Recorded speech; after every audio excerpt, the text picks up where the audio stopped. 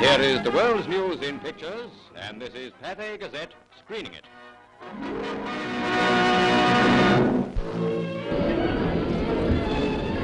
Theoretically, you're due for a share of these. They're real Jaffas being gathered in the groves of Palestine for shipment to Britain.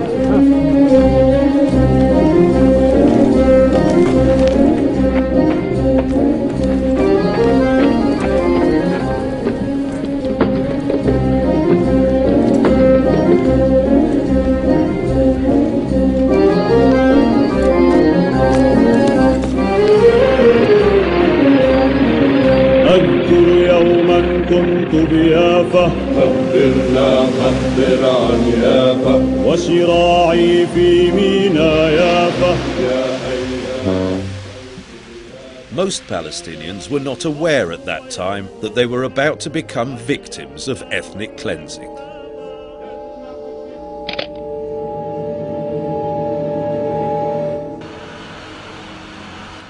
After 30 years of the British mandate in Palestine, Britain found a way out of its problems by invoking the United Nations. To thank the Assembly of the United Nations for granting the Jewish Agency for Palestine a hearing.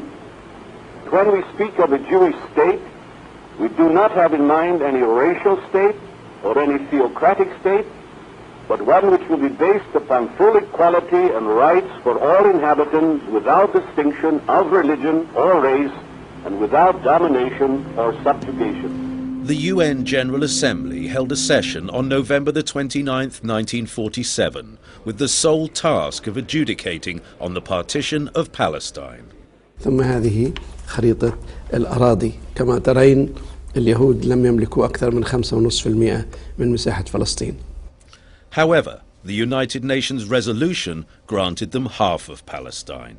It deliberately omitted the word Palestine from its text and made the establishment of an Arab state impossible, since Jaffa was cut off from the rest of the state and Gaza was separated from its agricultural areas.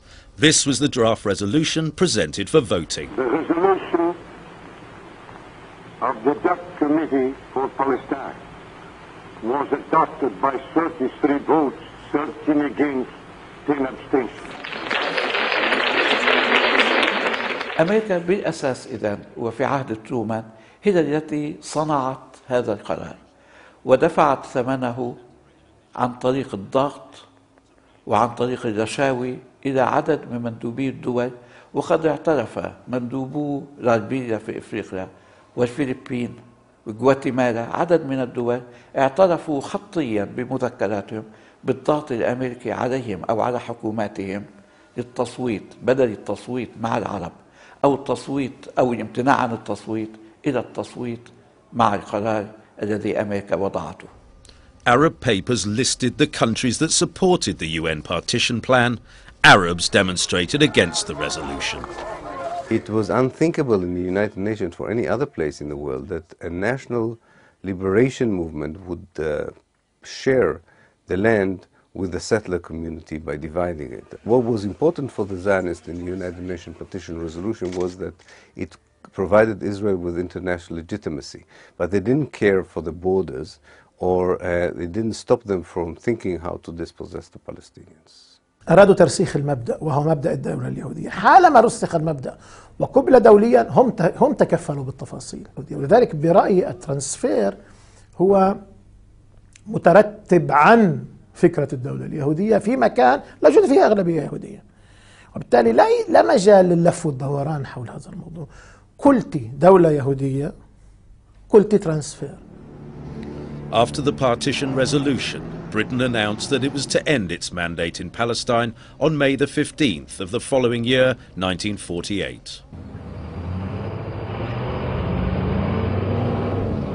The Arab League decided to prepare the Palestinians for an armed struggle by training 3,000 volunteers in Syria. Speaking in the town of Ali in Lebanon, the Mufti Amin al-Husseini announced, Arab countries will take upon themselves the liberation of Palestine. حاج أمين الحسيني في 37 طلع من هون 11 سنة أو 10 سنين ما كان في فلسطين، ما كان يعرف الوضع. هون كان في كثير من الناس كانوا يشوفوا التمارين الصهيونية، كانوا يشوفوا كيف مسلحين، كانوا يشوفوا الكبوتات والمستوطنات تبعهم، كانوا يعرفوا إحنا شو بنسوي ضد هدول. Palestinians began to organize local committees for self-defense. By the end of 1947, they sent groups to Damascus, Beirut and Cairo to acquire weapons and get military training. احنا لما صار الانجليز بدها تطلع وتسوي ما عندنا سلاح. رحت اعطاني ابوي مصاري ورحنا اشترينا بارودة فيها يا ابني 3 رصاصات. بارودة حقها 100 ليرة فلسطيني فيها 3 رصاصات. شروا كم خلقة بارودي يطلع هالشباب يتدربوا عليهن. وصلنا لحد صحماتها قالوا لي جرب لشوف حظك بتقوس او لا، في عمود هناك مسكت الرصاص قوس اجت بالحديدي. طلقة تطلع طلقة تضل معصمة في جواها، جيبوا قضيب على الحديد يصيروا يدقوا بهالبشك. طخوا كم رصاص وبلشت العام خلاص الفشل منا. By the beginning of 1948, and despite the presence of the British authorities in Palestine, the Jewish Agency was in practice in military and administrative control of Palestine. The Jewish Haganah became an army with 35,000 soldiers plus 10,000 more in commando units, Palmach, Irgun and Stern gangs.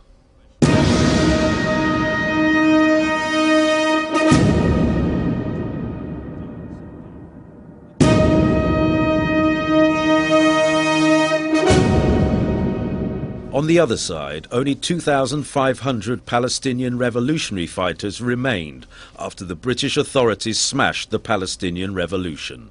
As well as 4,000 Arab and Palestinian volunteers, known as the Rescue Army, they came into Palestine in groups, led by Fawzi al-Kawakaji. In other words, up to May the 15th, 1948, each Palestinian or Arab fighter with his crude weapon had to face 6 well-trained Jews equipped with up-to-date arms, including an air force. When Britain's general officer commanding in Palestine, General John Darcy, was asked about the military situation after the pullout of the British forces, he said the Haganah would take over all Palestine. They could hold it against the entire Arab world. A small group of Zionist leaders and military commanders met regularly on a weekly basis from February 1947 to February 1948 for a whole year, planning the ethnic cleansing of Palestine. They didn't decide about it in a day. They had the weekly meetings, and in each week they became more and more convinced that this was the right way forward. In the beginning of 1948, there were 2 bombings, one after the other. The first was a car bomb which destroyed the old Ottoman government house in Jaffa, the Soraya, killing 26. And the second bomb in Jerusalem blew up the Semiramis Hotel, killing 20 Palestinians.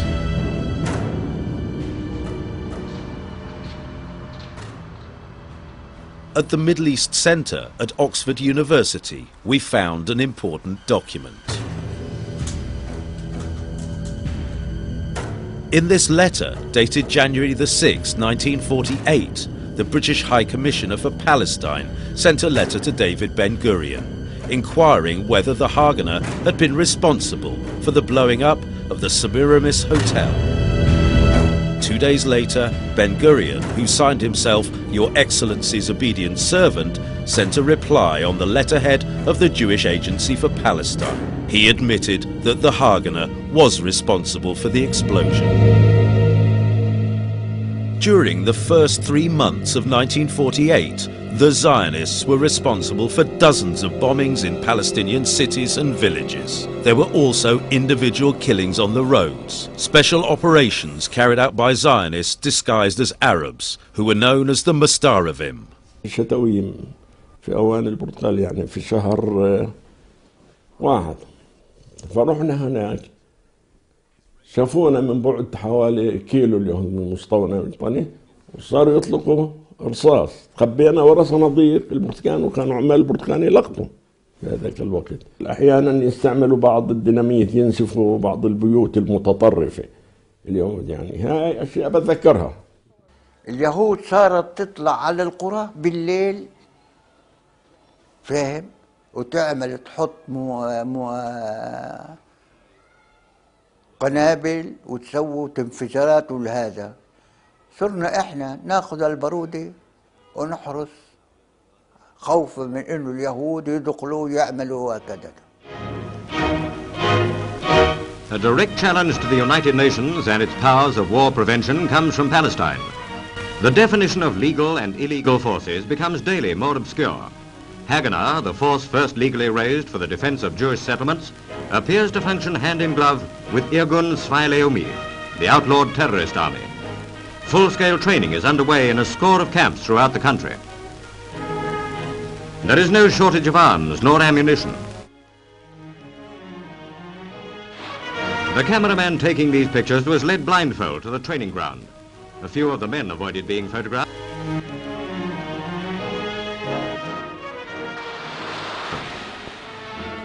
The Zionists developed flamethrowers and used them to burn down villages.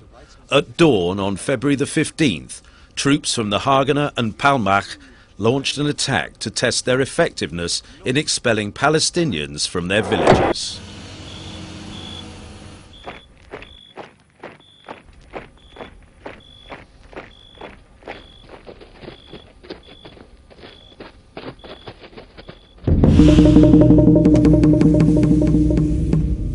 Yitzhak Rabin, the field officer of the Palmach, supervised the expulsion of 1,500 Palestinians from Caesarea near Haifa and the destruction of the village. What the Zionist forces did, they targeted 5 villages on the coast and experimented with them to see whether it works, and they expelled the inhabitants of 5 villages under the eyes of the British soldiers who were there or still there until May 48. And they found out that it was quite easy, that it didn't take much, there wasn't much resistance, the British did not interfere. دراسة بسيطة جدا وسريعة لكيفية سقوط القرى الفلسطينية نصل إلى استنتاج أنه كل قرية فلسطينية كانت لوحدها تواجه مخطط وهجوم عسكري من قبل المنظمات العسكرية الصهيونية. كان أهل القرية 20-30 شاب معهم بنادق قديمة يدافعون عنها بدون مثلا التنسيق مع من ضمن خطة عامة. عند عدد من ضباط اليهود صاروا شافوا انه سهل جدا تشرد او تشتت او الفلاحين الفلسطينيين. الموضوع اللي كان بالحركه الصهيونيه انه بدنا احنا دولة مع اقل عدد ممكن من العرب.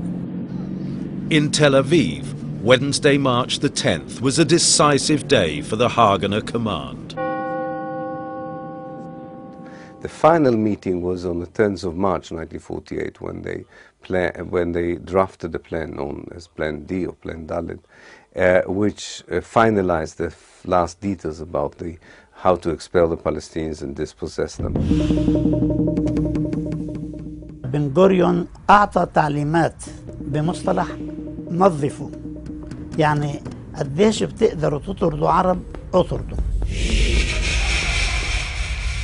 Ben-Gurion wrote in his memoir, "In each attack, a decisive blow should be struck, resulting in the destruction of homes and the expulsion of the population."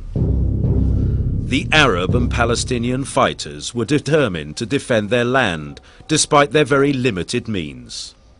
On March the 16th, a Lebanese newspaper published a report saying that Mohammed al-Hamad al-Hunayti, a Jordanian volunteer and commander of Haifa garrison, was trying to obtain weapons.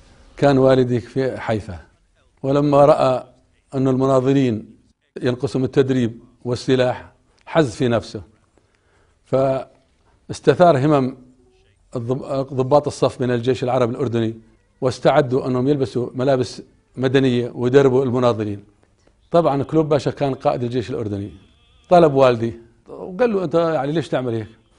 قال له أنا عربي وعلي أني أساعد أهل العرب، احنا بندافع عن أرض العرب وعن الصخرة، وأنت ما بتعرف شو معنى الصخرة لا بالنسبة للأمة العربية والإسلامية.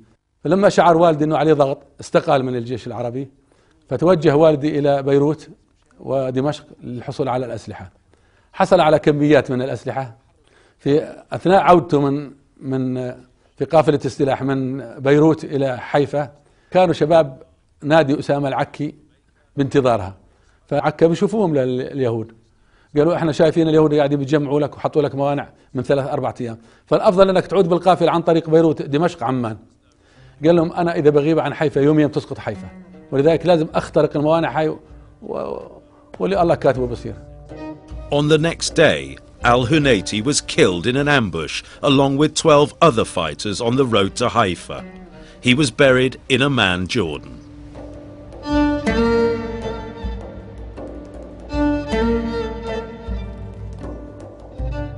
هلا طبعا السؤال ليش ما كان في عندهم اكثر سلاح؟ كيف اليهود نجحوا؟ وهذا لسبب الدعم الصهيوني.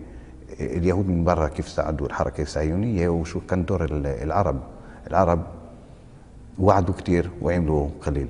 Instead of uniting the little forces that were there, it was decided that each of the leading commanders of the day, Abdel Qadir Hosseini, Hassan Salameh, and Fawzi al-Kaokji, would each have their own operation. There was no coordination, and that helped the Zionist side. Abdul Qadir al-Husseini, the commander of Jerusalem area, went to Damascus to look for arms, but in vain. On April the 6th, he wrote a letter to the Arab League, holding it responsible for leaving the Palestinians helpless and without arms. Then he pawned his grandfather's land to buy weapons. On April 8, he hastened to the defense of the village of Al-Kastal, overlooking the road to Jerusalem.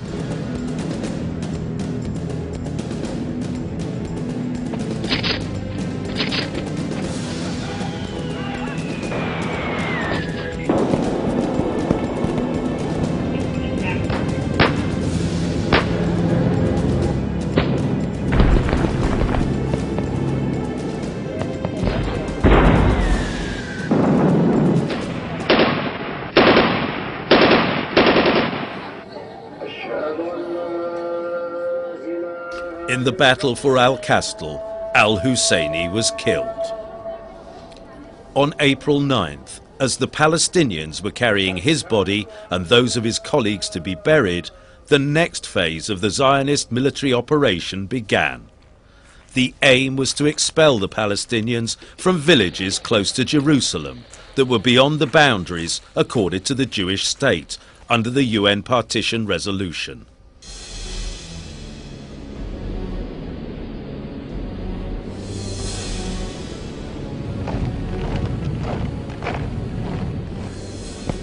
At dawn, a combined force of the Irgun, the Stern Gang and the Haganah attacked the village of Deir Yassin. By noon, the Zionists had slaughtered 100 Palestinians. وحتى مذبحة دير ياسين كانت تبعد 2 أو 3 كيلومتر عن مكتب مدير البوليس البريطاني في القدس، وعندما أخبروه بأن هناك مذبحة تدور في دير ياسين لم يتحرك وقال هذا ليس من شأننا. The British very sadly let down the Arab population. Of that there is no doubt. Because we were there, the Palestine Police Force, to police the country. The British troops were there to safeguard the people. But General Sir Hugh Stockwell, who was in command in Haifa, round about March 1948, he gave specific instructions that we were not to get involved in any activity at all. ما أظن أنهم كانوا مبسوطين مع هذه النهاية. كانوا يشعروا بشكل of uselessness. بعض الشرطي الذي حكيت معهم قالوا لي في هذه الفترة قد نمشي في الشارع نرى الصراع بين يهودي وفلسطيني وإحنا زي ما كنش في المكان. The British Army started pulling out a month before the date set for the end of the mandate. As soon as they had departed, the Zionist forces took over. كان كامب الجيش البريطاني، وهذا الكامب كان سبب في خروج البلد أو القضاء على البلد. فكانت استلمته الإنجليز زي ما قلت لك، والإنجليز أجوا في الليل طلبوا من اليهود يستلموا الكامب، سلموه في الليل. فهذول أهل القرى القراب راحوا يستلموا المعسكر الكامب، ففاجأوه اليهود. راحوا لك اليهود مركزين، لما انقربوا اليهود رشوا اللي رايحين، إيش مات وإيش انجرح.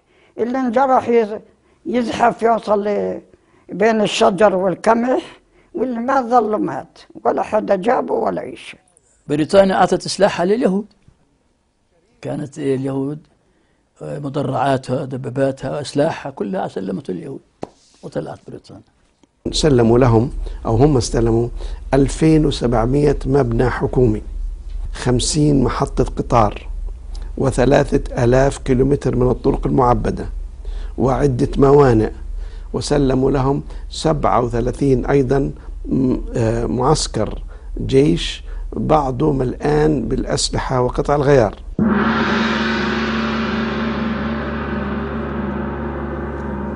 جاء دولة طبرية في 16 نيسان، وجاء الجيش البريطاني كان في طبرية يحذر السكان العرب بأن عليهم أن يغادروا المدينة. بعض السكان بدأوا بالمغادرة، بقي منهم عدد كبير للدفاع عن المدينة. ووالدي كان من العائلات الفلسطينية التي بقيت ورفضت أن تخرج من المدينة في 16 شهر و17 شهر. فجاء ضابط بريطاني إلى والدي باعتباره قسيس، أنه يا قسيس عليك أن تغادر المدينة حتى يغادر أبناء الطائفة المدينة. فقال والدي لا، لن أغادر، هذه بلدي وفلسطين بلادي وأريد أن أبقى في حيث أنا. وقال الضابط حجة الزعم المألوف أنه اليهود لهم حق بفلسطين. والدي كان عنده الجواب الكافي أنه لا حق لليهود بفلسطين. ضابط جاء بشاحنة وبالقوة وضع والدي وشقيقتي، والدتي كانت بالمستشفى مريضة بالقلب، جيء بها أخرجت من المستشفى وضعت بالشاحنة وأخرجوا من طبرية. ولم يبقى في طبرية إلا عدد محدود من المقاتلين واستشهدوا جميعا. The British Army completed its withdrawal from the Tiberias on April the 18th after forcing out 5,000 of its Arab inhabitants. The Zionists took it easily the following day. شاهدت بأم عيني كيف كانت العبارات البريطانية تنقل الفلسطينيين من حيفا إلى عكا. عملية ترحيل الفلسطينيين شاركت بها القوات البريطانية. In Haifa, the British Army completed its withdrawal at noon on April the 21st. On the same day, it was stormed by 5,000 fighters from the Haganah.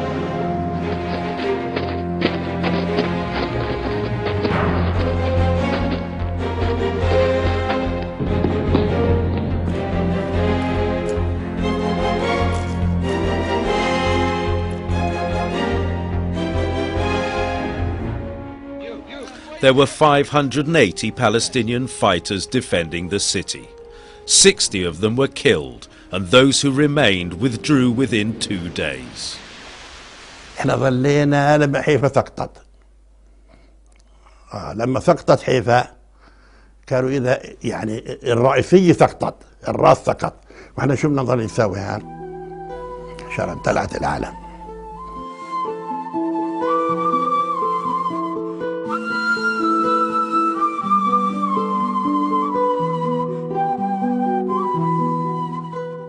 From Haifa, heading north to Lebanon, came right past the trade school entrance gates. And it was a sad sight to see many poor Arabs, some with pickup trucks, cars, beds on the top, some on foot, never-ending stream of Arabs coming out of the city. The Jews to drive a lot of the Arabs out of Haifa. Very sad sight. We could have stopped all that. There was no doubt about that. We had the armor to do it.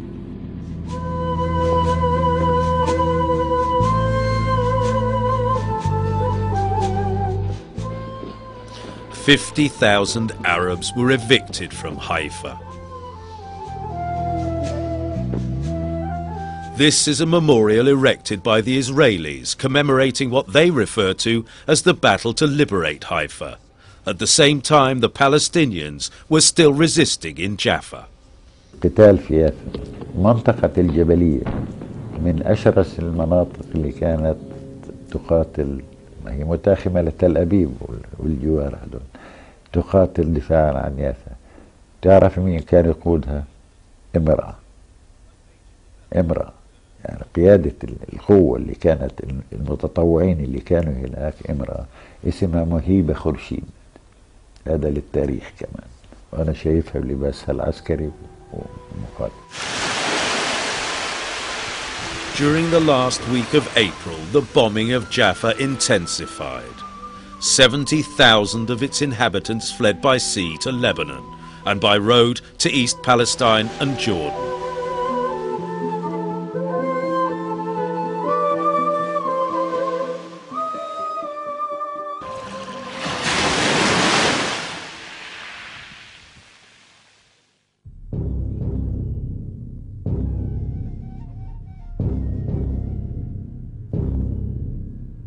The Zionist forces held all Palestinian males between the ages of 10 and 50 in temporary detention camps. They executed some of them on the spot to terrify the rest, then transferred them to central detention camps.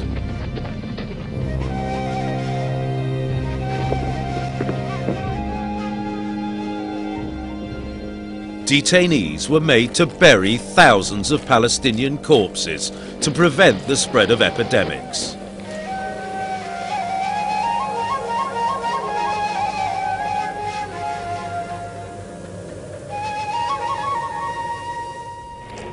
They were also forced to ransack the contents of Arab homes and transport the goods for the Zionists.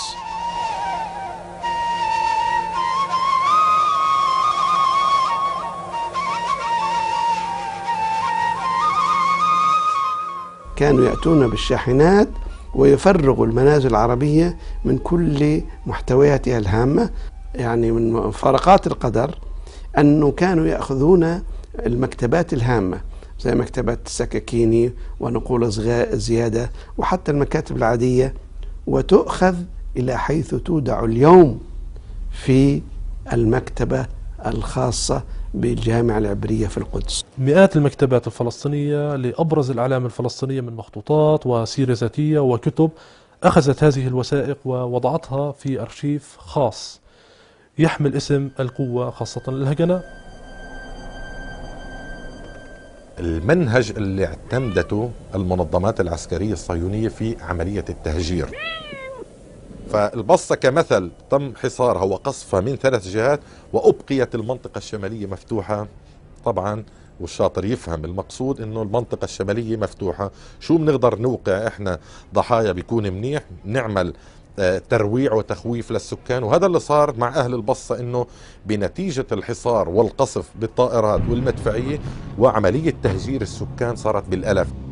اللي ما قدروا يهربوا تخبوا في كنيسة البصة، وبعد ما دخلت قوات الهجناء على البصة أخرجوا 4 وتم قتلهم، شباب وصبايا بجيل 14 وال15، والبقية قاموا في ترحيلهم. الهجرة تمت إلى لبنان لأنه تم قصف القرى والإغلاق عليها من 3 جهات. كذلك التهجير كان إلى سوريا من خلال محاصرة من 3 جهات والإبقاء على الجهة الشرقية الشمالية. فيما يتعلق في القرى الفلسطينية المحاذية إلى منطقة الغور نفس الأسلوب، ومن هون تم خلق قضية اللاجئين من قبل المؤسسة العسكرية الإسرائيلية.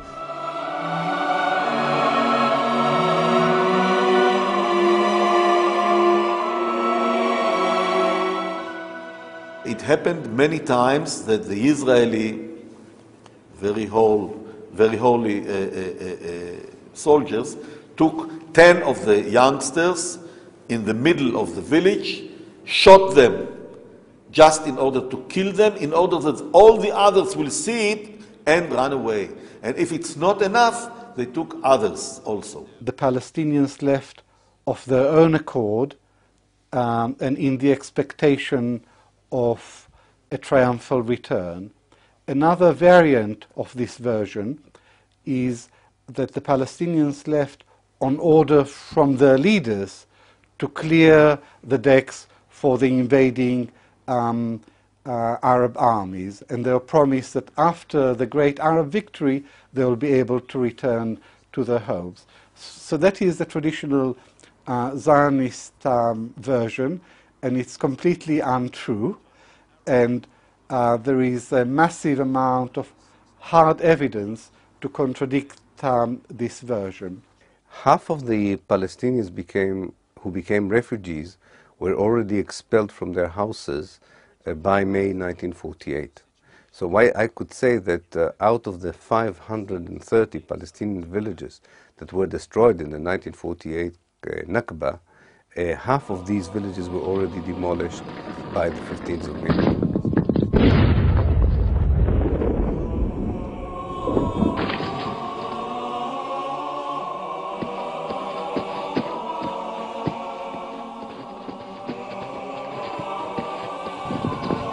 Ethnic cleansing is an ideology that wants to get rid of one ethnic group in its entirety from the place where it lives. The second stage of ethnic cleansing is to erase these people from the place's history. So it's also a cultural act of erasure, of wiping them out of history, out of memory. And the third stage is to make sure that they will never come back. Most historians focus on the official phase, but the collapse of Palestine really took part in the first half of 1948.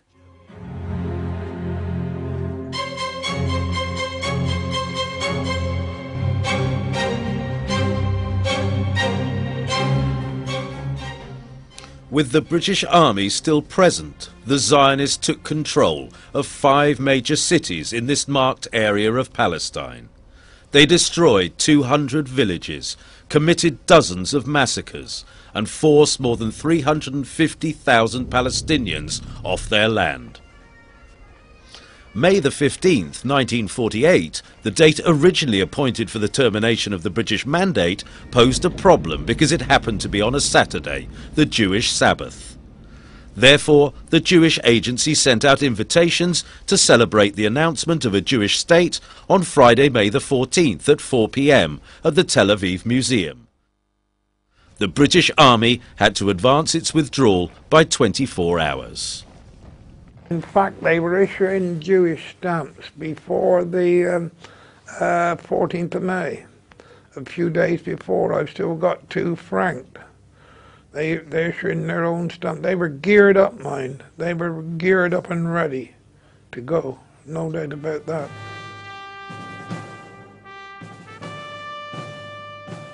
On May the 14th, in this house in Jerusalem, the last British High Commissioner, Alan Cunningham, signed the document terminating the British Mandate of Palestine after 3 decades. During this time, the British had achieved for the Zionists what the Zionists could not have dreamed of achieving on their own. Friday, May 14, 1948. In the morning, Cunningham inspected the Guard of Honor in front of his house in Jerusalem.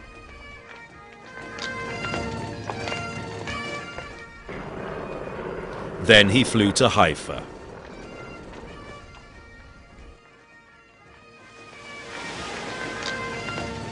From Haifa, he sailed to Cyprus, and the British flag was lowered.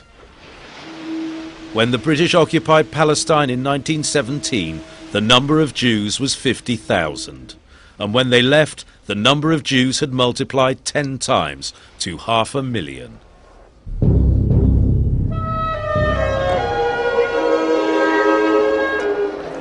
Ben-Gurion arrived at the ceremony.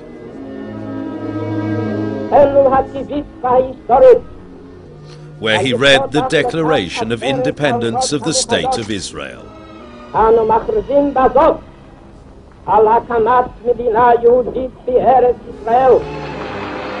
This event was referred to as the Declaration of Independence, as if the State of Israel had existed before that date.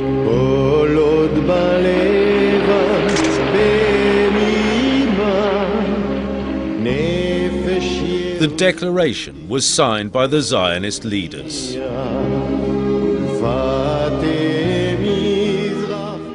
Behind Ben-Gurion hung a photo of Theodore Herzl, who had written his book, The Jew State, in 1896. The flag of Israel was raised, the very same flag that had been raised at the settlement of Rishon LeZion in 1885. Since Zionism is a dynamic movement, they knew that there was no finality about the borders then. They knew that opportunities would arise in due course to take the rest of it, and they did in 1967. That was the thinking behind the Zionist movement, gradual the building of a Jewish state and then the gradual expansion of the borders of the Jewish state. Israel, they have named their state, and the new citizens of Israel cheer the men who have signed the Jewish Declaration of Independence. They leave the hall, Ben-Gurion first. Then Goldie Meyerson, woman member of the new Council of State, and Foreign Minister Moshe Sheftok. Chaim Weizmann becomes Israel's first president. Minutes later, the text of the American document that recognized the existence of a new Jewish state was amended to become the recognition of a state called Israel. It was signed by the President of the United States, Harry Truman, and then announced by the U.S. representative to the United Nations. The United States recognizes the provisional government as the de facto authority of the new state of Israel. الذي حصلوا عليه أنهم ورثوا نظام الدولة الإنجليزي. عندما أعلنوا الاستقلال لم يهدموا البنى القائمة، أخذوها كما هي. يعني في واقعية وبراغماتية رهيبة عند القيادة الصهيونية الأولى بقيادة بن-غوريون. يعني بنية الدولة تؤخذ من الانتداب من الجيش للأمن لا كما هي، ثم يبدأون بصهيونتها. عندما تم الإعلان عن إقامة الدولة العبرية في تل أبيب مباشرة كانت المؤسسات تعمل في القدس الغربية، سواء كانت عن طريق البنوك أو مؤسسات الطابو أو مؤسسات السياسية أو المؤسسات البلدية. لو كان شخص يهودي يعيش في تل أبيب في يوم 15/5 أي ثاني يوم بعد ما أعلن الدولة، أذهب إلى مكتبي إذا كنت أشتغل في دائرة الصحة وأجد كل السجلات موجودة وكل الأعمال موجودة، ومكتبي كما هو ناقصا شيئا واحدا فقط، وهو أن زميلي الفلسطيني قد هجرناه وطردناه من وطنه. ولذلك استلموا دولة كاملة. ولذلك أنا بقول إنهم استلموا إسرائيل instant state، دولة جاهزة ناقصا أهلها الطبيعيين. The British did not allow the Arab forces to enter Palestine until after their departure. On May the 15th, Arab forces entered the country from the borders of Jordan, Lebanon and Egypt with the declared objective of liberating Palestine. On that day, the New York Times main headline was "Jews in grave danger in all Muslim lands." I've come back to the United States to tell Jews in the United States how the State of Israel has been formed. The Jews are holding their ground in the country in spite of the fact that they have been outnumbered by the Arabs, and the Arabs have come much better equipped with heavy arms than the Jews have in their possession. The reason is a simple one.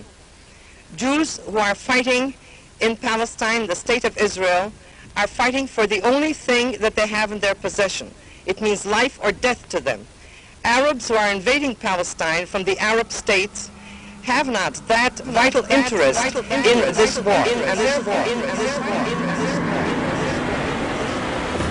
The Jewish forces in 1947-48, I mean, they were far stronger, even far more numerous, actually, than the combined Arab armies. They were a highly prepared, highly dedicated, well-armed fighting force, which was superior to all the Arab armies combined, except perhaps one army, the one army which they didn't really take on, and they made a deal with, really. I'm talking about the Jordanian army. في الحقيقة الجيوش العربية السبعة التي دخلت فلسطين في البداية لم تكن يزيد مجموع أعدادها عن 24,000 جندي، وهذه مأساة أن كل الجيوش العربية التي شاركت لم تكن لتصل إلا لثلث أعداد اليهود العسكريين المدربين المستعدين للقتال. الجيوش العربية لم تكن معدة، لم تكن مستعدة، لم تكن منظمة، لم يكن هنالك القيادة الموحدة بقيادة الملك عبد الله، كانت تعمل في جانب والآخرين يعملوا بجانب آخر. الجيش العراقي يتلقى تعليماته من بغداد. Was in fact one of the most bitterly divided, disorganized and ramshackle coalitions in the history of modern warfare. الحركات الصهيونية في منظمة الصهيونية تلك الفترة كانت تملك قرارها، العرب لم يكن يملك قرارها. الحركة الصهيونية في تلك الفترة كان عندها أسلحة متطورة جدا وعندها مصانع سلاح في فلسطين، نحن لم يكن لدينا شيء من هذا. الحركة الصهيونية والمنظمة الصهيونية في تلك الفترة كان عندها امتداد عالمي، كانت أمريكا تقف إلى جوار، كان حتى السوفيت يقف إلى جوارها، وما كانت بريطانيا وكل العالم، نحن لم يكن يقف إلى جوار العالم. يعني بكل المقاييس كانت المعركة تسير في صالح المنظمة الصهيونية. 2 days after the Arab forces entered Palestine, it was Acre's turn to face the onslaught. جاءوا اليهود واحتلوا تل نابليون، ومن هذا التل بدأوا يطلقون نيرانهم على البلدة القديمة. كنا ننتظر مجيء النجدة العربية، لم يأتي أي أحد. Acre fell and 10,000 of its inhabitants were expelled. إجا عنا يوم من الأيام مجيد بيك أرسلان، قالوا له يا بيك يا باشا صفت سقطت وعكا سقفت، وإحنا قعدنا بالنص هون، وإحنا ما في عنا سلاح ولا شيء، شو بقولنا؟ قال ما كنت متأمل من أهالي ترشيحة أسمع الكلام هذا، والله عندما تسقط بيروت تسقط ترشيحة. راحوا اللي هو بعث لنا أنت تانك رايفل، هذول 2 مدفعية من أيام 6 مدورين معهم كل واحد رصاصة. قال هذا بخسيس من الدولة اللبنانية وهذا بدنا حقه، فهم؟ ظلوا على الشارع، أخذتهم اليهود. في بيجوا عراقي لعنا، فهم؟ ضابط اسمه جاسم قال له يا ابو سامي بتعرف شو بيقولوا بالعراق اليوم؟ قال له شو؟ قال له لما بيقولوا دخلنا ترشيحه بيهللوا بكبروا، لما دخلنا عكا بيهللوا بكبروا، لما بفلان عكالنا بكبروا، بيعرفوش احنا ما احتلناش ولا مستعمره. انا رايح على العراق، ان كان بدهم يقاتلوا والله جاي اقاتل، كان بدهم يقاتلوا في عندنا اكل بناكل هناك. احنا قانون الدول العربيه عمي، ما طلعنا احنا. شوي ولا جاي من عبد الاله قالوا لهم محل ما بكيتوا ترجعوا، رجعوا صاروا مثل شيء والله يعني كيف من هالتراب ويعرفوا عروسهم الجيش العراقي. خياني خياني خياني خياني. أنا مضيت معظم الوقت مع الجبهة الأردنية، كنت أطل على الجبهة العراقية ورحت على الجبهة المصرية. بيقدرش الواحد يقول عنهم شيء، وبالعكس ناس حماسهم قوي وعملهم قوي، لكن للأسف وعدائهم للعدو حقيقي، وعدائهم لقيادتهم الإنجليزية على مستوى كتيبة وسرية، وهذا كمان خصوصا الجيش الأردني كبيرة. The commander-in-chief of the Jordanian army was the British General Sir John Glubb, known as Glubb Pasha, who had 46 other British officers under his command. The British had concluded an early deal with the Jews that there would be no confrontations between the Jordanian Arab army and the Jewish forces. This is why Glubb later called the 1948 war the Phony War. Glubb is a very complex character. He was not the simple-minded soldier that he pretended to be, but he was a highly sophisticated politician who imposed on the Arabs Britain's partition plan. The meeting was between Ernest Bevin, the Labour government's foreign secretary, and Tawfiq Abul Hoda, the Jordanian prime minister, who was accompanied by Glubb Pasha, who also acted as an interpreter. Bevin asked Abul Hoda, "What do you plan to do?" And Abul Hoda said, "We plan to send the Arab Legion to protect and keep the Arab part of Palestine." And Bevin said, "That seems the sensible thing to do, but do not go and invade the Jewish part." 2nd of May, they met for the last time by British officers in the Arab Legion to find a solution for Jerusalem, but it didn't work. But what else happened in that meeting is that they brought maps which showed where the Jordanian Legion would stop and would not enter the Jewish state. And where the Jordanian Legion stopped is today the border of the West Bank. That's how the West Bank was actually created. هذا الكلام التزم فيه حرفيا جلوب باشا، بمعنى خرج من اللد والرملة. On July the 10th, the Jordanian forces pulled out of the cities of Lod and Ramla. Shortly afterwards, the two cities were bombed from the air, and a day later they were stormed by what was now known as the Israeli army, under the command of Colonel Moshe Dayan. The next day, the Israeli army committed a massacre in which more than 170 Palestinians were killed inside the Damash Mosque in the city of Lod. More than 50,000 Palestinians were expelled from the two cities. A lot of them perished of thirst as they walked for long hours under the scorching July summer sun. Despite the presence of the Arab forces in Palestine, the Israeli army continued to commit massacres. One of these involved Palestinians in the village of Tantora near Haifa. They closed all the four sides of Tantura, a kind of a boat from the Israeli Young Navy that was closing the side of the seashore in order that they won't be able to run away. He was moving with his pistol of 9mm on the shore among the men, asking them, "Where is your rifle?"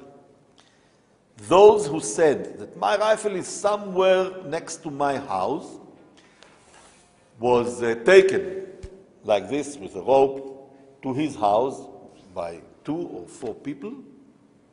And the text was then, the rifle came out and the one did not. And those who answered there on the beach, "I have no rifle," were directly shot in their head. Now, this is not a Palestinian story. This is a Palestinian of a Jew that was a lawyer in the state of Israel many years. The Palestinian men of Tantura were taken to the cemetery. And there they were put in lines and they were told to begin digging. And whenever a line finished digging, They were shot and fell down inside.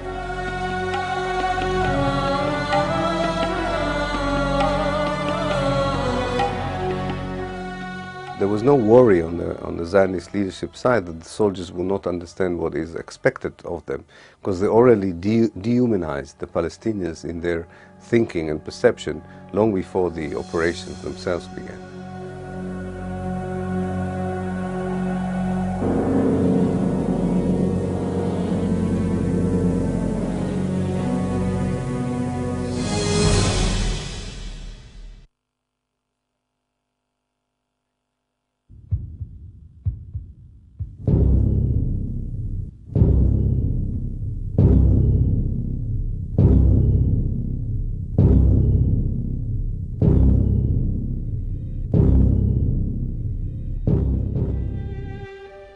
Ethnic cleansing operations continued and enabled the Zionists to take over increasing areas of the territory of Palestine.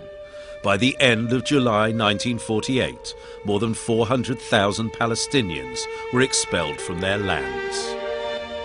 ما شفتها هي اللي صارت، قالت لي يا ابو نبيل تبكي انت تبع الكرم، انت كذا انت كذا. خدت رغيف الخبز واكلته ناشف سحبت. احنا ذقناها والله ذقنا مجاعة ليوم المجاعة. يعني السياسة كله كلام، تسمع فلان نعمل نسوي محاضرات على الفاضي. احنا ضاعت علينا فلسطين وضاعت. بتقول يا الله والله عمرنا ما نرجع، كان رجعوا الأرمن والشيشان احنا بنرجع، كل تأكل كان عمرنا نرجع.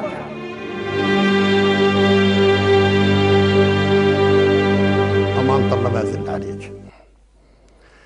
احنا ذقناها والله ذقنا مجاعة ليوم المجاعة. قلت لها يا ام نصرات الله يطول عمرك اعطيني رغيف خبز، زعلان انا صرت ابكي. ما شفتها هي اللي صارت، قالت لي يا ابو نبيل تبكي انت تبع الكرم، انت كذا انت كذا. خدت رغيف الخبز واكلته ناشف سحبت حالي وطميت عارف ماشي. قعدنا تحت الشجر برام الله، لا اكل ولا شرب ولا شيء. بعض الناس باعوا صوف اللي في الفراش اللي عندهم حتى انهم بس يشتروا طحين وقمح. اخوي الاصغر كان عمره 3 سنين في ذلك الوقت، اسمه علي، مرض، لم نجد العلاج، مرض بسيط، سهل، توفي. شرينا الجهاز تبعت السكر هذول ابو عز ازرق يجني وابو عز احمر، وخيطناهن زي بيت الشعر وقعدنا في الوعر. وين بدنا نقعد يعني في المدينه او في كري؟ والله كلش لا، قعدنا في الوعر. لا كلش يعني مره من المرات والله ما لقينا رغيف خبز ناكله، لا والله. راحت رحمه الله عليها صبحه اللي هي امي في هالايام، يعني في هالايام تلقت علج، تعرفين العلج؟ تجيبوا وتسلكوا وتعالوا نسبة الزيت مع راس البصل وناكله بدون خبز. انا بعشق الدغري، هذا اللي بك صار معنا في هالهجره. قعدنا تحت زيتون ضرب الله، طجت الطياره رشت ما صبتناش. قالوا بعدين هي اللي يحكونا هين روحوا تضروا على القفر من ضرب الله طغاد. رحنا على القفر وين بدنا نقعد؟ فيش وسع. قالوا لنا في عين فواره ينزلوا عليها بين الودان. لما قعدنا قاعدة الداية تبعت بلدنا اللي ودها يا باي هافت الجبال واحنا ببان الواد. لا بتقول يا الله والله عمرنا ما نرجع، كان رجعوا الأرمل والشيشان احنا بنرجع، كل تأكل كان عمرنا نرجع. الله يرحمها توفت. ضلينا قاعدين 3 أشهر تحت الزيتون. كنا ساكنين كل عيلتين في خيمة من هذول الكبار.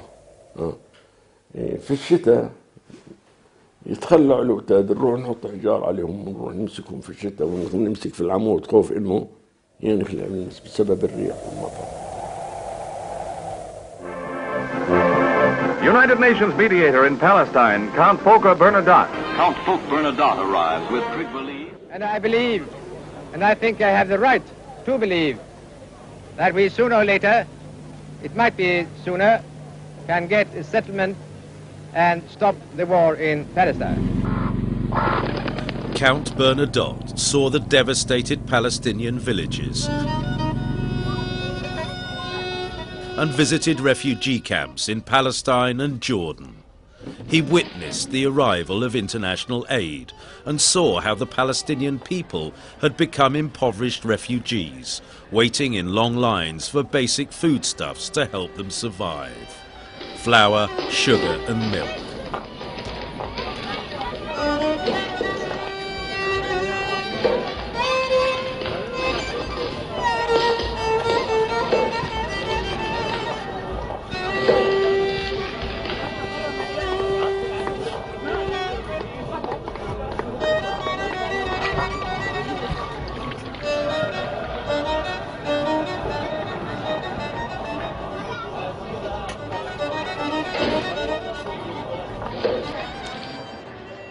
In his report to the UN in August 1948, he said, "It would be an offence against the principles of elementary justice if these innocent victims were denied the right to return to their homes,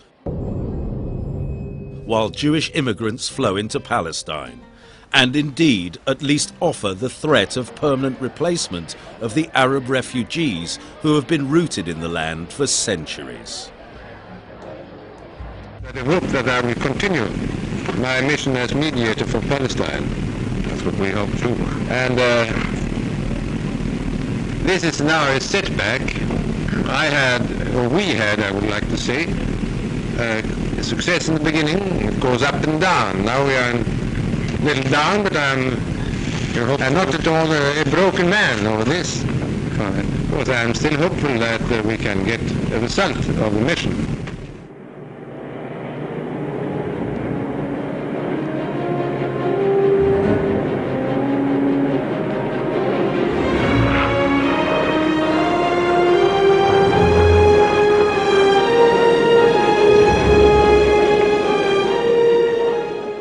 كنا مستقبلينه، عندي صورة، كنا مستقبلينه في نفس اليوم على أرض مطار قلندية، أنا وعارف العارف عبد الله التل، أنا الصحفي الوحيد في الصورة. الحقيقة اللي غطيت الخبر.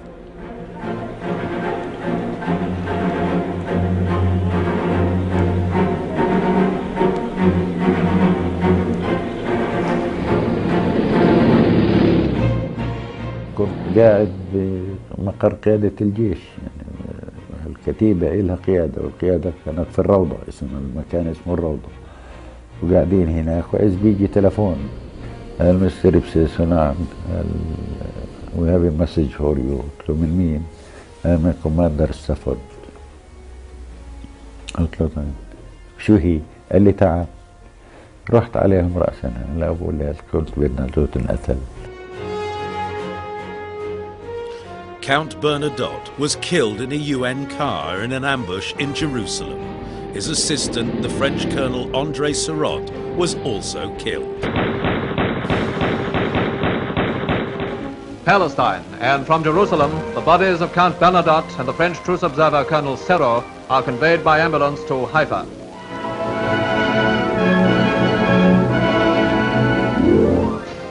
Guards of honor pay homage to the man whose murder by Stern Gang terrorists shocked the world. Humanity is the poorer for the loss of Count Bernadotte, whose work for peace in Palestine had won the admiration of all civilized peoples. شتيرن كان يرأسها إسحاق شمير، أصبح رئيس وزراء، وإسحاق شمير ألف مذكراته ونشر في العبرية ونحن نشرناه في اللغة العربية.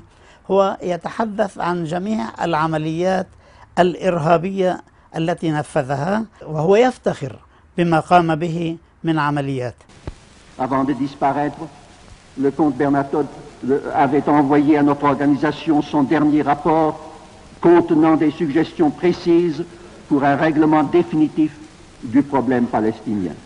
Que ces suggestions comportent en première ligne, comme les recommandations de novembre 1947, l'établissement à Jérusalem d'un statut international.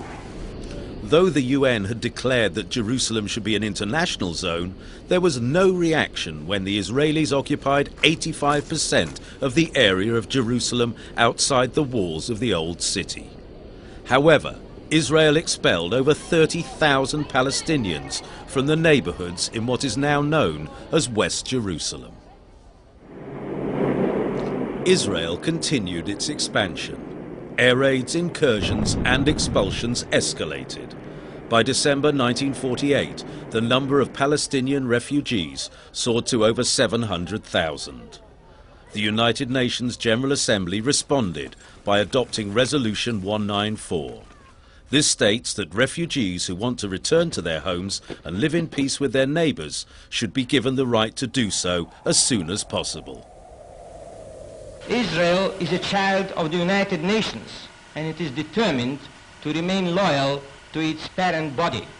It's going to base its whole policy upon loyalty to the United Nations, but it is up to the United Nations to be loyal to its child. All the United Nations resolutions have been left in abeyance. They haven't been applied. And that, of course, is in good measure due to the United States. The Israeli invasion and the expulsion of the Palestinians continued through 1949. By April 1949, the gravity of the Nakba, the Palestinian catastrophe, became very clear.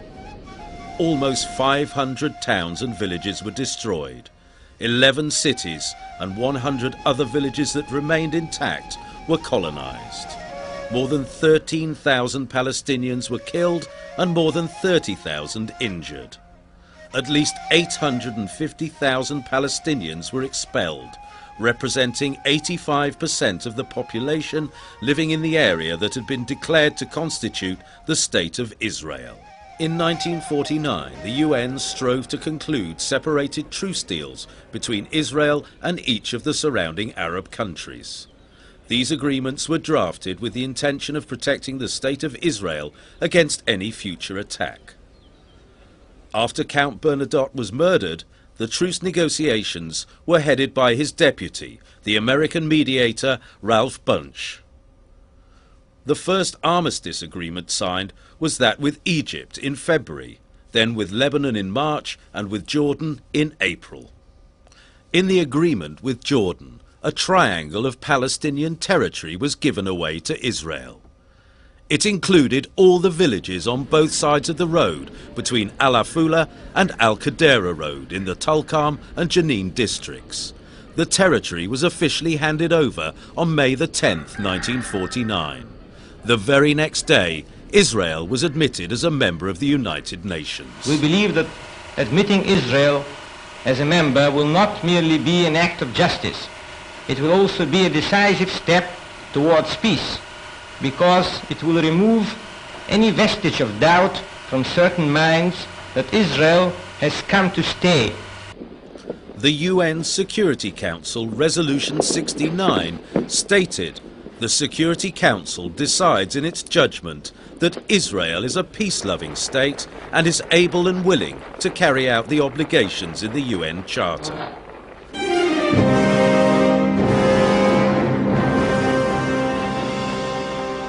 The Arab delegates to the United Nations immediately walked out of the hall in protest against the resolution. The American diplomat Ralph Bunche, the architect of the armistice agreements, was awarded the Nobel Peace Prize. I had been awarded the Nobel Peace Prize for this year. I am, of course, extremely happy and highly honored. Whatever I was able to do in Palestine was a result of the fact that I was backed by the great international peace organization, the United Nations. Abba Eban, Israel's representative to the UN, declared, "There is no need to pursue peace. The armistice is enough for us. Peace would lead the Arabs to ask for a price, border changes or the return of refugees, or both." I wrote a very long book called The Iron Wall, Israel and the Arab World. But it has a very simple idea, or a very simple theme that emerges, and that is that Israel, throughout its history, has been all too ready, extremely ready to resort to military force, and remarkably reluctant to engage in meaningful diplomacy with its Arab neighbors. في نفس الأسبوع الذي وقع فيه بن غوريون اتفاقية الهدنة مع سوريا في 20/7/1949، في نفس هذا الأسبوع جمع 24 خبير في المساحة وفي التوراة وفي التاريخ وفي الجغرافيا، وقال لهم امسحوا كل آثار فلسطين وضعوا عليها أسماء عبرية، وانطلقوا في هذا الاتجاه، والخرائط الإسرائيلية لليوم تعكس هذا الكلام. The Israeli state split the remaining 22% of the land of Palestine into two separate parts. The eastern portion officially became part of the Hashemite Kingdom of Jordan in April 1950 and was named the West Bank. The narrow coastal band in the south came under Egyptian administration and was named the Gaza Strip.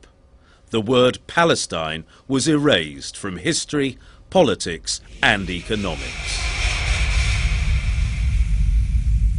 إنه في ظرف سنة أصبحت فلسطين منزوعة من الذهن الغربي. لا يمكن أن يكون هذا نجاح للإعلام الصهيوني في ظرف سنة أن يمحو دولة عن الخارطة، يعني موجودة في الذهن، وأصبح عندما يسأل عن فلسطين أكنه يسأل عن حاجة غيبية. هناك إرادة سياسية غربية منهجت عملية غسيل الدماغ للشعوب الأوروبية، وهناك دعم مادي غربي في هذا المجال، فتوافقت الحالتان، حالة في منهج صهيوني إعلامي ولكن أيضا في أرضية تقبل ساهم فيها السياسي الغربي في أن يقصر مسافة غياب فلسطين من الذاكرة الجماعية الغربية التي تعرفها، ووجود إسرائيل مباشرة في السنة التالية لإقام هذه الدولة. If there is the case against Britain and against Ernest Bevin, it's not that they tried to prevent the birth of a Jewish state, but that they tried to prevent and succeeded in preventing the birth of an independent Palestinian state. My passport was stamped to Alcantara entering Palestine. Officially, I never left Palestine. I officially entered it, and officially I never entered Israel, but I left it and stamped in the passport. هي لو الدول العربية ما تعمل حجز علينا بندخل احنا وبنعمل قلائل من خليج اسرائيل تتأمن. احنا فلسطيني ممنوع كان يصل الصيدا، اذا بوصل يوصلوا بالسلطة يحطوه بالحبس. فهمتي؟ الدول العربية الله لا يوفقه عمل حاجز على اسرائيل داير من دار.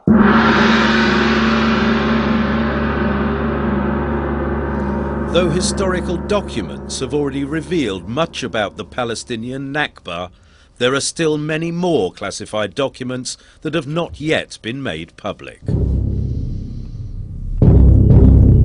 يقول البروفيسور إسرائيل شاحك أنه كل ما يتعلق بالنكبة الفلسطينية وكل ما يتعلق في موضوع التهجير القرى الفلسطينية في الداخل يعتبر من أشد أسرار الدولة صونا في الدولة الإسرائيلية.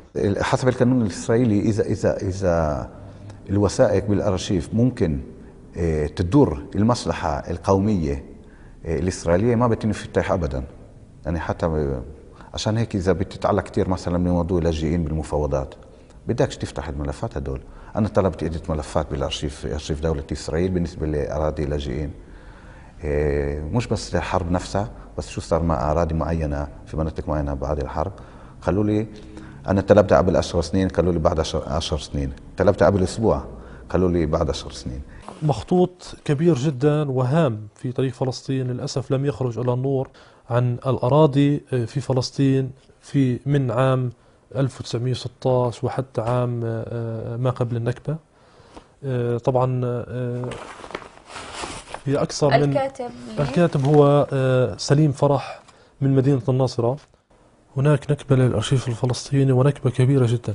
لا يوجد أرشيف يعمل مهنية ويعمل تحت اسم واحد هو الأرشيف الفلسطيني.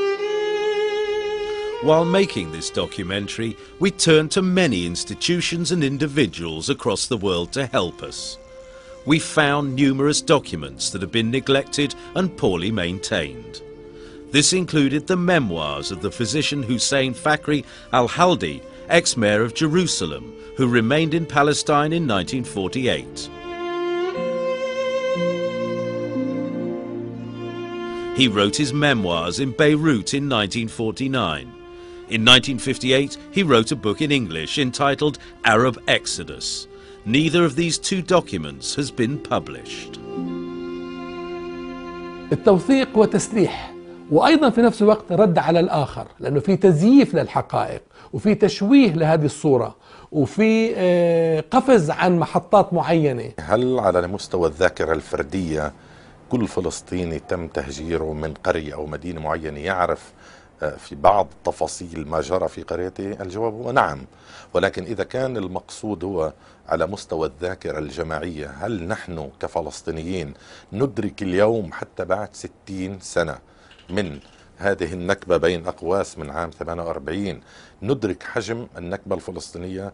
أنا أقولها بكل صراحة، نحن لا ندرك حتى اليوم حجم النكبة الفلسطينية التي ألمت بنا. الشعب العربي بما فيه مثقف عربي قليل معلومات عن العدو، عن إسرائيل كدولة، كمخططات، كإرهاب، كحركة صهيونية، كنفوذ عالمي، كعلاقات مع دول العالم.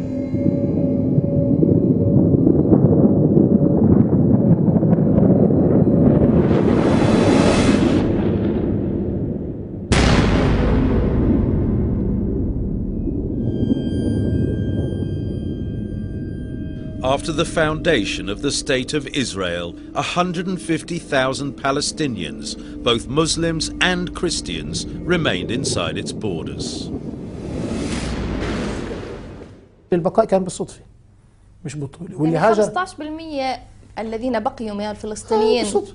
أنا بعتقد مفارقات وليس بطولات، يعني غالب الحال إنه الضابط لم يهجر أو كذا، أو في حالات فقر أكثر ما تهجر، وفي حالات نضال وصمود، ولكن لا نستطيع القول إنه اللي هاجروا عن خوف واللي بقيوا عن بطولة، أبدا غير صحيح. القرار كان بالنسبة لناصرة كمدينة، وكان القرار لقدسية ناصرة للدين المسيحي ولعلاقة بعض الناس للفاتيكان. كان في قرار من بن غوريون نفسه إنه لما تدخلوا على ناصرة تسووش إشي لحدا، يعني خليهم سالمين.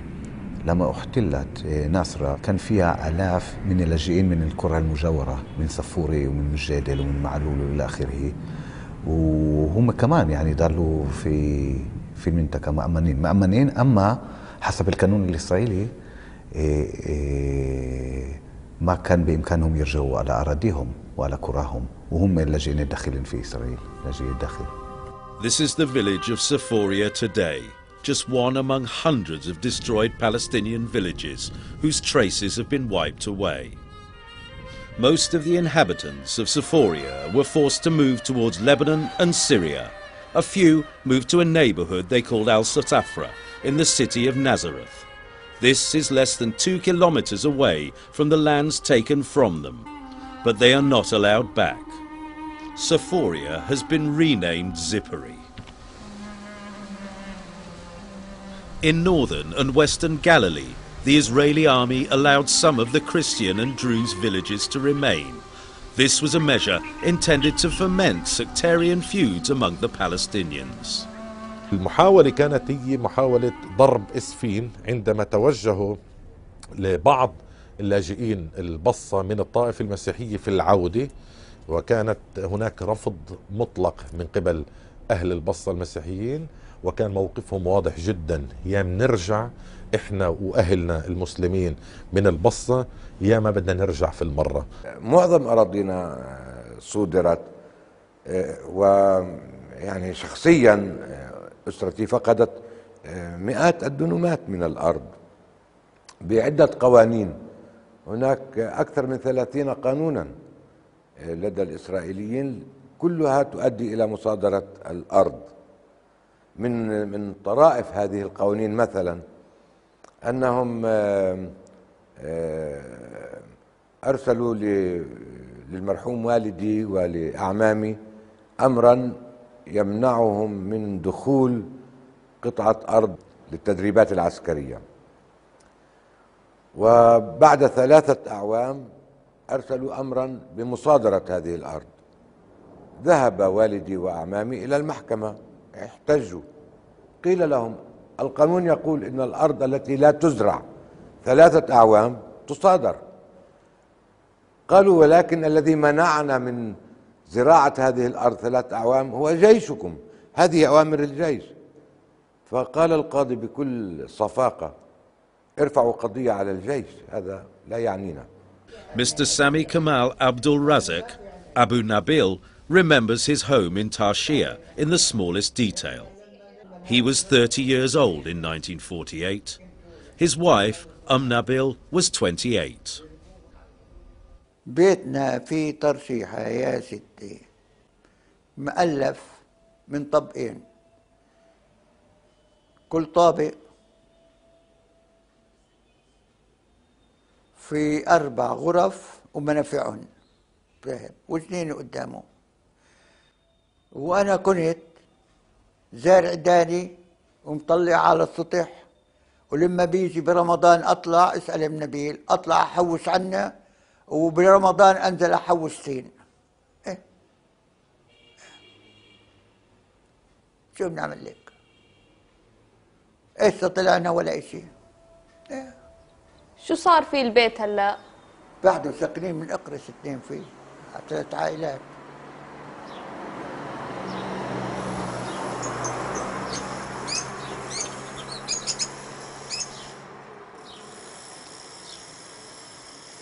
لسه كنا ساكنين فيه ندفع أجار أموال متروكة. يوم إجوا قالوا بدهم يبدلونا، إحنا ما قبلنا نبدل بإقرض بالأرض هون بالدار. عاودوا رجعوا قالوا أو بتشتروها أو بتطلعوا منا. اشترينا، دفعنا إحنا ودار سلفي، هن النص وإحنا النص. قناطر الكل بيجي بشوف وبيستحليهم. اجى واحد من محامي من دير الاسد، عدة هذا يجيب معلم ويشوف ليعمل زيهم. بنعرف انه يقولوا هاي الدار لفلان لكمال عبد الرازق هيك، اللي هو ابو سامي. ابو سامي اي نعم.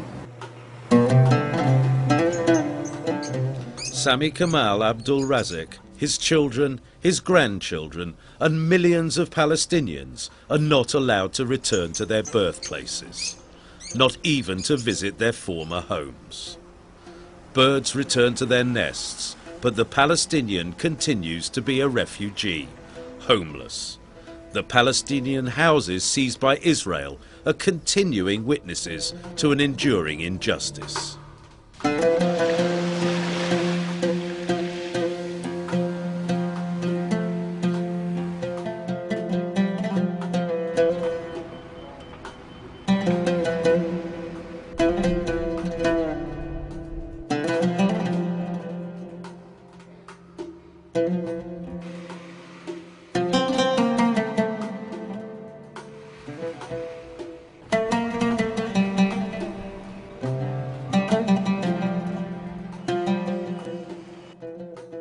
The Institute for Palestinian Studies has recently documented the names and histories of all the devastated Palestinian villages that the 3rd generation of refugees still refer to as their homes.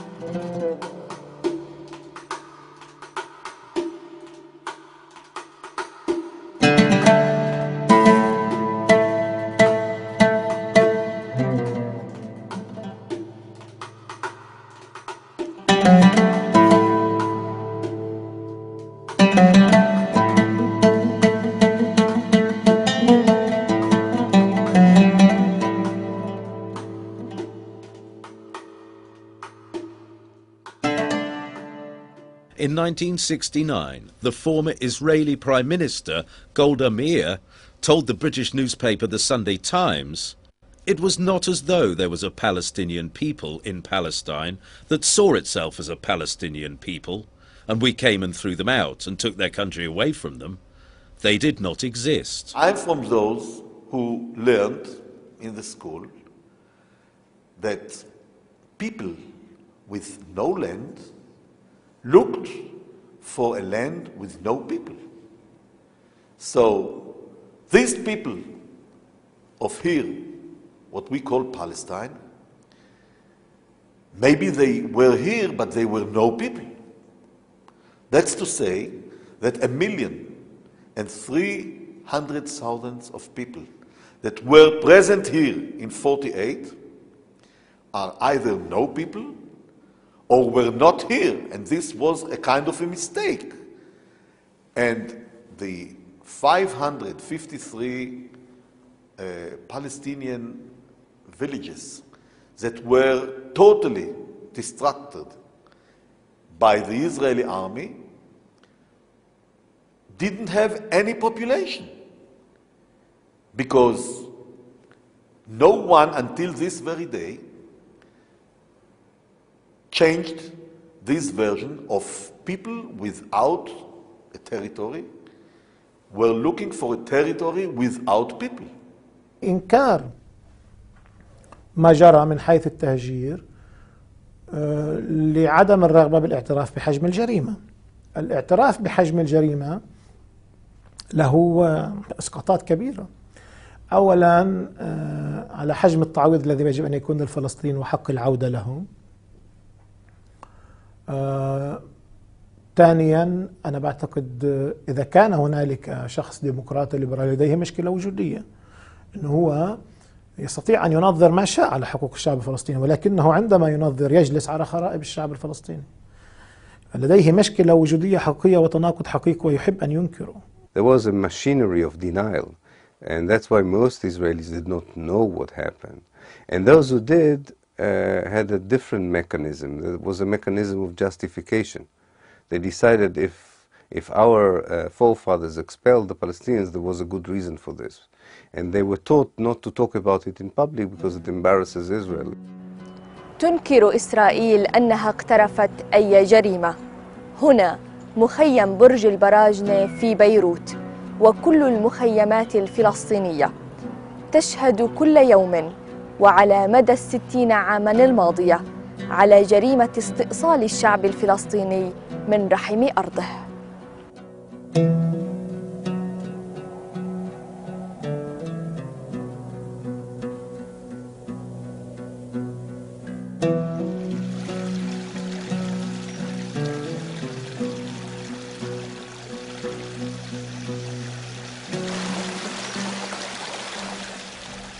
Today, there are more than 5 million Palestinian refugees. A third of these live in 58 refugee camps in desperate conditions.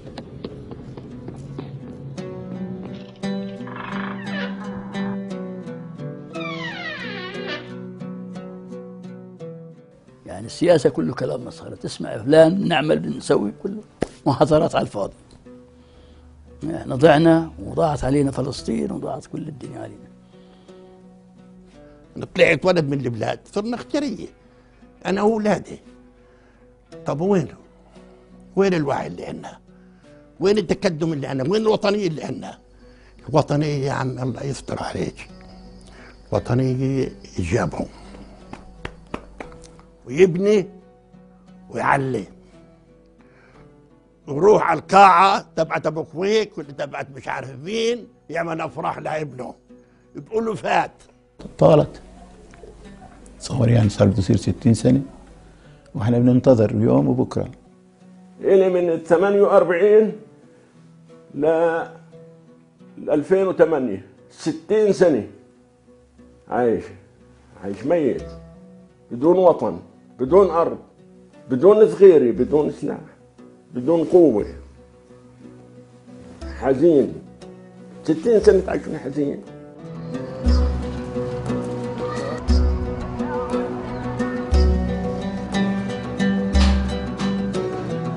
بدون وطن لا يعني بضل منتقص، كرامته بضل منتقصة.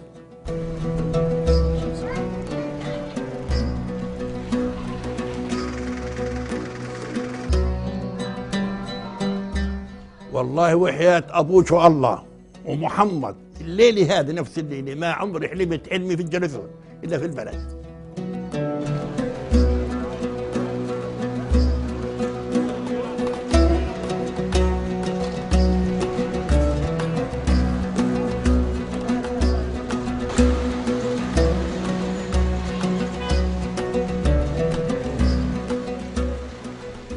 اللي ولدوا برا ما لهمش وطن، بدهم يضلوا عايشين بدون وطن. إذا الأمل العودي لازم يكون مزروع في نفوسهم، اللي بصيرش يفقدوا دينهم. شو أمله في الحياة الإنسان بده يفقد دينهم؟ إلا وطن لا دين. هب جنة الخلد عدن لا شيء يعدل الوطن. لازم يكون في وطن للإنسان. إحنا فلسطينيين، إلنا أرض، إلنا بيوت، إلنا دور، ما إحناش نوار الرحال. ناس زينا زي بقية العالم، منتمين لوطننا، لأرضنا، لبلدنا. ما انخلقناش عبث في هذا الكون وطلعنا. I find it terrible to reflect on the fact that we still have those refugee camps which were created in 1948 here in Lebanon and elsewhere. I mean, it's in a worse situation than they ever were, both in their conditions and in their prospects. القضية الأولى هي قضية اللاجئين، هكذا بدأت قضية فلسطين. ما في حل لقضية فلسطين بدون حل قضية اللاجئين. وهذه المشكلة هي أقدم وأطول وأكبر مشكلة لاجئين حتى الآن في التاريخ الحديث. إن طرد الناس من ديارهم هو جريمة حرب، ومنعهم من عودتهم إلى ديارهم هو أيضا جريمة حرب، لأنه معناه تكريس لجريمة الحرب الأولى، فمعناه استمرار لذلك. ولذلك يعني يجب أن نركز على أن إسرائيل لم فقط تقترف جريمة حرب عام 48 بل تستمر فيها إلى اليوم. 60 عاما من مأساة وتعاسة الشعب الفلسطيني، تخاذل وإهمال الأمة العربية وخاصة الحكومات العربية، وحشية وإرهاب العدو الصهيوني، وتآمر وظلم العالم بأجمعه.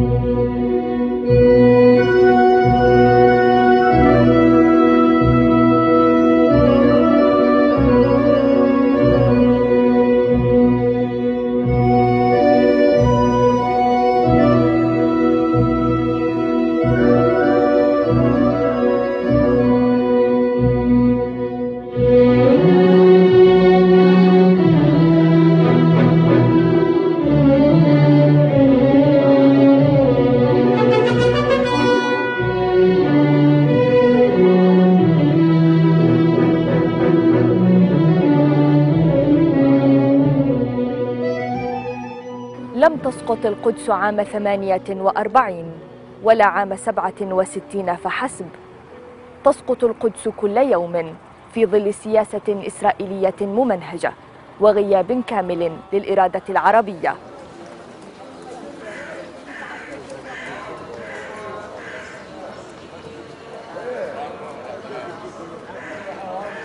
Jerusalem is subject to continuous endeavours to forge its identity into a Jewish and Israeli one, both on the ground and below it.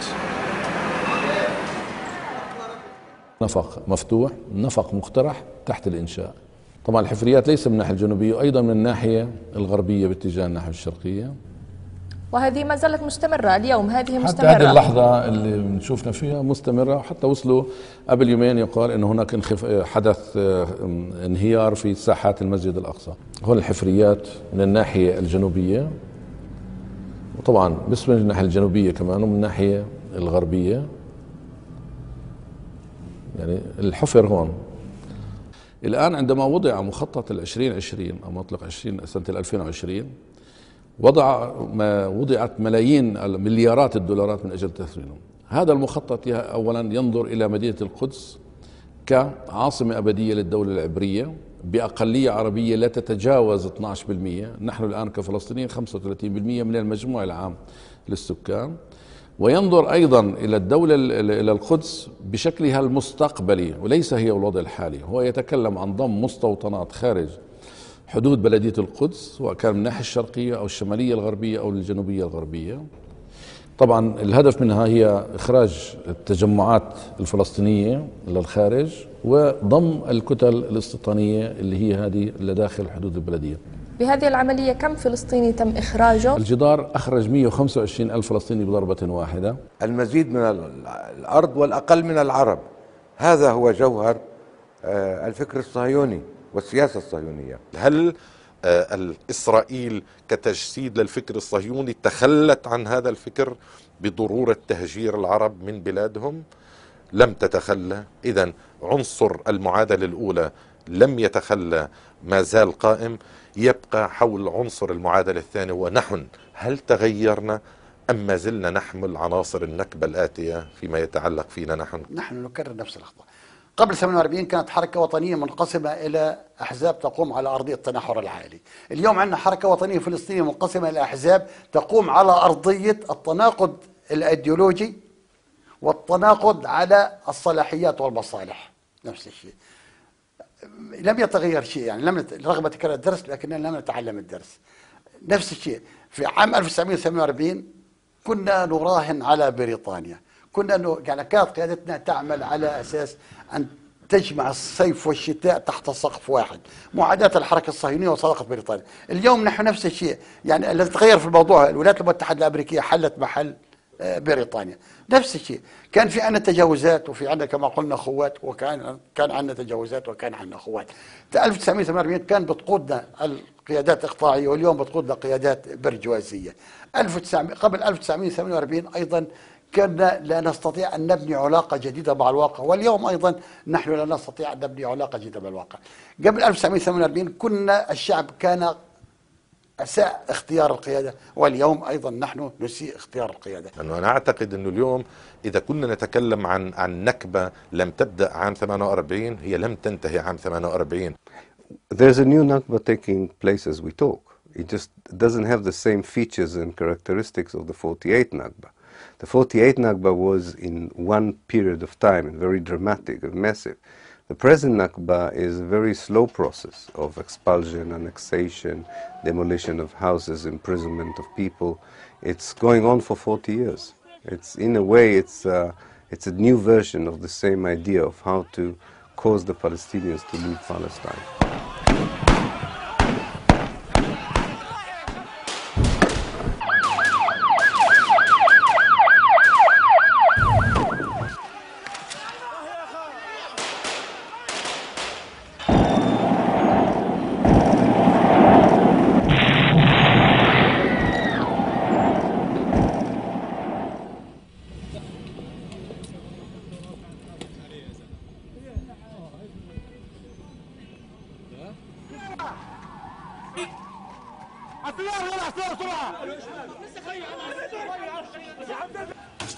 If you take what's happening nowadays in the West Bank, in the Gaza Strip, just tell me how clean is the Israeli army and the Israeli rifles who are killing children, old people, women who have nothing to do with the war. The same, exactly the same, happened in 48, and somehow by the same people also. Of apartheid and Zionism. Today, 5 million Palestinians living outside the historical land of Palestine are not allowed to visit their homes. At the same time, another 5 million who live inside the historical land of Palestine are subjected to new waves of eviction in a planned and persistent fashion.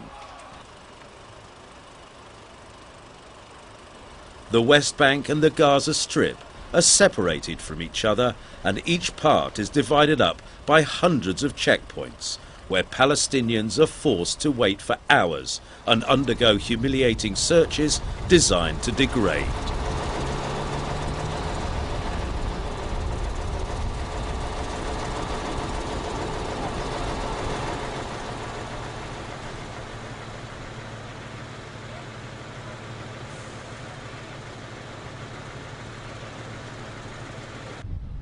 This is how the inhabitants of a building in the city of Ramallah were forced to strip naked in public at gunpoint. Part of a psychological war aimed at making Palestinians feel that there is no safety or dignity for them in their own country.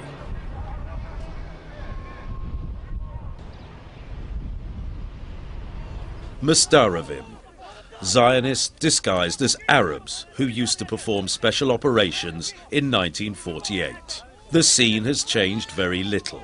This man, covering his face, is a Mustarim, a camouflage Zionist.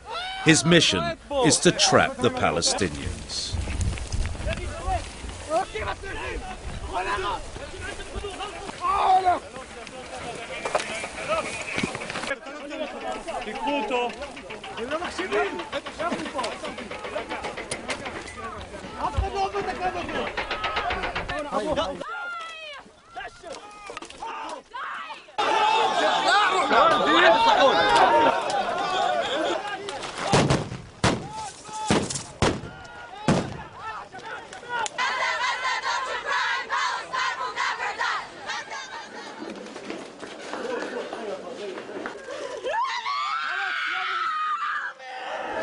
ونبقى نحل العودية نبقى حرية وحدة شعبك يا فلسطين تهزم كل المحتلين لا بديل لا بديل حق العودة لا بديل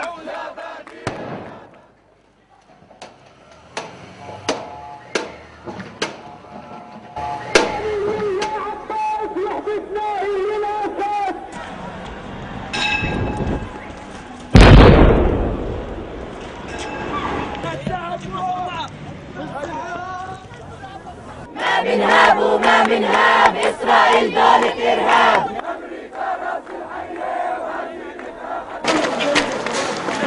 الله أكبر عليكم احنا حاجة وهم حاجة احنا حاجة وهم حاجة الصراع صراع وجود الصراع صراع وجود ليست قضية فلسطينية بل هي قضية العرب الكبرى الوجود العربي برمته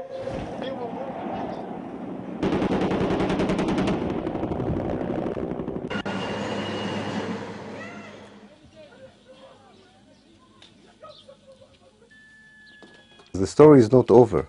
You have to see how the whole story would end. The ethnic cleansing operation continues, and the resistance to the ethnic cleansing operation continues. ما بني على باطل يكون باطلا أيضا. لا يقاس استرداد الحق على فترة معينة. كلمة دائما تقال وما زالت في محلها ولا أتردد في ذكرها ما ضاع حق وراءه مطالب. المؤسسة الإسرائيلية دائما تتحفنا بالمفاجآت، وأنا لا ألوم من هو يخطط ويعرف أنه يخطط لمصلحة مشروعه، المشروع الفكري الذي يخدم ليل نهار. أنا ألوم أنفسنا ماذا نحن نفعل لكي نضمن عدم نجاح أي مخطط مستقبلي أو أي مشروع مستقبلي يمكن أن يكون أو أن يشكل بالفعل فصل آخر وجديد من فصول النكبة المستقبلية. رغم مرور هالعمر الطويل لا يزال على ثقة تامة أن بقاء إسرائيل يستحيل، شرط أن تتبدل الظروف في الوطن العربي، شرط، ويعتمد على تعبئة الشعب العربي في القتال. الشعوب ما حدش بيقدر يقهرها. هي قضية العرب اللي تجسدت في فلسطين، الهدف كان العرب. الشعب اللي دفع ثمن السيطرة على العرب هو فلسطينيين، لأنه كانوا بالطريق. لو كان أي شعب تاني بالطريق كان هو اللي دفع الثمن. ما في شيء فيهم مختلف. الشيء المختلف فيهم أنه هم الذين وقفوا في الطريق، وكان يجب إزاحتهم. من أجل ماذا؟ من أجل الحالة التي يعيشها اليوم في العالم العربي، تكريس الحالة السلطانية، الحالة المملوكية، تكريس حالة التشرذم، تكريس حالة الطائفية، تكريس حالة التخلف، تكريس التبعية للغرب، عدم السيطرة على الثروات. أنا بشوف كل هذا بالنكبة. أنا لا أرى النكبة فقط حدث حصل، ولذلك نحن مهتمون جدا بهذا اليوم 60 بالقرن ليست قضية الفلسطيني والعربي بيتضامن، هي قضية العرب عبر نكبة الشعب الفلسطيني، عبر تشريد الشعب الفلسطيني. نحن اليوم كما كنا في الأمس وكما سنكون في غد على مفترق طرق، إما أن نعد العدة لاسترجاع فلسطين أو نقبل بالأمر الواقع ضاعت فلسطين وسيضيع معها وبعدها أجزاء كثيرة من الوطن العربي.